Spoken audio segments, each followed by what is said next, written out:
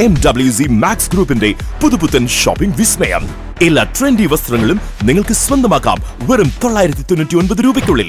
അപ്പൊ പിന്നെ ഈ ഓണം കളറാക്കാം മാക്സ് 999 മാക്സ് 999 പാലക്കാട് റോഡ്, മേലെ പട്ടാമ്പി. KSUവിൻ്റെ നേതൃ ക്യാമ്പുകൾ നടക്കുകയാണ്. KSUവിനെ ഒന്ന് പുനരുജ്ജീവിപ്പിച്ച് അടുത്ത നിയമസഭാ തെരഞ്ഞെടുപ്പിനെ ഒന്ന് സജ്ജമാക്കുകയാണോ നിങ്ങൾ ലക്ഷ്യം വയ്ക്കുന്നത്? KSUവിൻ്റെ സംസ്ഥാന പ്രസിഡന്റ് അലോഷ്യസ് സേവ്യർ. തീർച്ചയായിട്ടും കഴിഞ്ഞ കുറേയേറെ നാളുകളായി കേരളത്തിലെ ക്യാമ്പസുകളിൽ വലിയ രീതിയിലേക്ക് KSUവിൻ്റെ ശക്തമായിട്ടുള്ള മുന്നേറ്റം നമുക്ക് കാണാൻ സാധിക്കുന്നു. ഈ കഴിഞ്ഞ കലാലയ യൂണിയൻ തെരഞ്ഞെടുപ്പുകളെല്ലാം പരിശോധിച്ചു കഴിഞ്ഞാൽ അതിപ്പോൾ MG യൂണിവേഴ്സിറ്റി ആയിക്കോട്ടെ, കണ്ണൂർ യൂണിവേഴ്സിറ്റിയിലും വലിയ വിജയങ്ങൾ ഞങ്ങൾക്ക് നേടിയെടുക്കാൻ സാധിക്കുന്നുണ്ട്.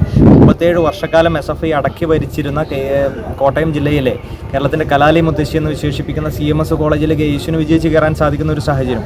അങ്ങനെ SFI തങ്ങളുടെ സമഗ്രാധിപത്യ കോട്ടകളെന്ന് വിശേഷിപ്പിച്ചുകൊണ്ട് മുന്നോട്ട് പോകുന്ന ക്യാമ്പസുകളിലേക്കെല്ലാം KSUവിന് വിജയിച്ചു കയറി വരാൻ പറ്റുന്ന ഒരു സാഹചര്യമാണ് നിലവിൽ സംജാതമായിരിക്കുന്നത്. അത് തുടരെയുള്ള ഇത്തരത്തിലുള്ള പഠന ക്യാമ്പുകൾ, പഠന ശിബിരങ്ങൾ, അത് അസംബ്ലി അടിസ്ഥാനത്തിലായിക്കൊള്ളട്ടെ, യൂണിറ്റ് അടിസ്ഥാനത്തിലായിക്കൊള്ളട്ടെ, ജില്ലാ തലങ്ങളിലും ഇത്തരം പ്രവർത്തനങ്ങളെല്ലാം നടത്തി പാർട്ടിയെ, KSUവിനെ, സംഘടനയെ പുനരുജ്ജീവിച്ചുകൊണ്ട് വലിയ മുന്നേറ്റമാണ് കഴിഞ്ഞ 2-2.5 വർഷക്കാലമായി കേരളത്തിലെ ക്യാമ്പസുകളിൽ, യൂണിവേഴ്സിറ്റികളിലെല്ലാം നമുക്ക് എടുത്തുകൊണ്ട് മുന്നോട്ട് പോകാൻ സാധിക്കുന്നുണ്ട്. ഇതിൽ നമ്മൾ മനസ്സിലാക്കേണ്ട ഒരു വസ്തുത, നമ്മൾ പുതിയ തലമുറയിൽപ്പെട്ട വിദ്യാർത്ഥികൾക്ക് SFIയോട് ഒരു വലിയ രീതിയിലേക്കുള്ള ഒരു താല്പര്യമില്ലായ്മ കേരളത്തിലെ ക്യാമ്പസുകളിൽ, അതാണ് വലിയ രീതിയിലേക്കുള്ള ഇത്തരത്തിലേക്കുള്ള വിജയത്തിലേക്കെല്ലാം കാരണമാകുന്നത്. കാരണം 9 വർഷക്കാലമായി ഭരണത്തിലിരിക്കുന്ന, അല്ലെങ്കിൽ ഭരണത്തിൻ്റെ എല്ലാവിധ സുഖലോലുപതയും അനുഭവിച്ചുകൊണ്ട് മുന്നോട്ട് പോകുന്ന ഒരു വിദ്യാർത്ഥി സംഘടന വിദ്യാർത്ഥികൾക്ക് വേണ്ടി യാതൊന്നും സംസാരിക്കുന്നില്ല. വിദ്യാർത്ഥി വിരുദ്ധമായ എത്രയോ വിഷയങ്ങൾ ഈ സർക്കാരിൻ്റെ ഭാഗത്തുനിന്ന് ഉണ്ടാകുമ്പോൾ ഒരക്ഷരം മിണ്ടാൻ SFI എന്ന് പറയുന്ന സംഘടനയ്ക്ക് സാധിക്കുന്നില്ല. കഴിഞ്ഞ ദിവസം